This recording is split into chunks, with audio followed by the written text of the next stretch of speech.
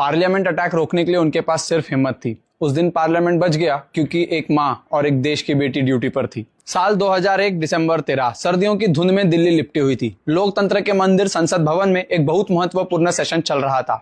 अंदर प्रधानमंत्री वाजपेयी जी, अडवाणी जी और देश के लगभग सारे बड़े नेता मौजूद थे। बाहर उनकी सुरक्षा संभाले हुए थी सीआरपीएफ की महिला कांस्टेबल कमलेश कुमारी।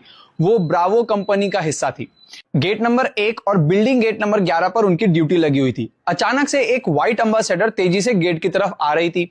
हर सिक्स सेंस इमीडिएटली वार्न्ड हर, नॉर्मली कोई भी वीआईपी गाड़ी इतनी तेजी से प्रोटोकॉल तोड़ते हुए अंदर नहीं आती।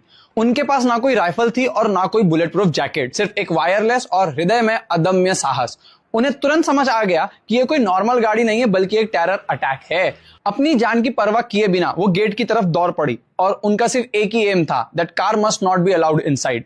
उन्होंने दूसरे सिक्योरिटी पर्सनल को वार्न किया और किसी तरह गेट बंद कर दिया। आतंकियों को समझ गया कि उनका प्लान फेल हो चुका है और गुस्से में आकर उन्होंने कमलेश कुमारी पर अंधाधुंध फायरिंग कर दी। 11 गोलियां उनके सीने और पेट को चीर गई। सांसद भवन की जमीन लाल हो गई, लेकिन उनका बलिदान व्यर्थ नहीं गया। बिकॉज ऑफ हर अलर्टनेस बाकी सिक्योरिटी फोर्सेस को पोजीशन लेने के लिए क्रूशियल टाइम मिला। आतंकियों में से एक तो सुसाइड बॉम्बर भी था जो पार्लियामेंट के अंदर घुसकर फटने वाला था।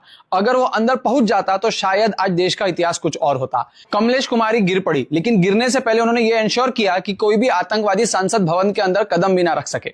उनकी बहादुरी की वजह से पाकिस्तान बैक लश्कर ए तैयबा और जैश ए मोहम्मद का ये डेडली ब्लूप्रिंट फेल हो गया। कमलेश कुमारी के पति अवधेश कुमार और उनकी 2 बेटियां ज्योति और श्वेता ही उनकी पूरी दुनिया थी। फिर भी जब देश ने पुकारा तो उन्होंने अपने कर्तव्य को परिवार से ऊपर रखा। रिपब्लिक डे 2002 सरकार ने उन्हें अशोक चक्र से सम्मानित किया। उनके बलिदान के बाद उनके परिवार को काफी कठिनाइयों का सामना करना पड़ा और फिर इस पार्लियामेंट अटैक के मास्टरमाइंड अफजल गुरु को फांसी देने में जब पॉलिटिकल डिबेट्स के कारण डिले हो रहा था तो कमलेश कुमारी के परिवार ने अशोक चक्र दिसंबर 2006 में वापस कर दिया, ये कहकर कि जिस देश के लिए उन्होंने अपना बलिदान दिया वो देश अगर उसके कातिल को सजा नहीं दे पा रहा है तो इस मेडल की क्या ही कीमत। फाइनली जब 2013 में अफजल गुरु को फांसी दी गई उसके बाद परिवार ने वो सम्मान दोबारा स्वीकार किया। कमलेश कुमारी सिर्फ एक कांस्टेबल नहीं थी, वो एक देश की सुरक्षा के लिए अदृश्य दीवार थी और उन्होंने ये साबित कर दिया कि सबसे बड़ा हथियार हिम्मत होती है। कमलेश कुमारी जी को शत शत नमन। वंदे मातरम।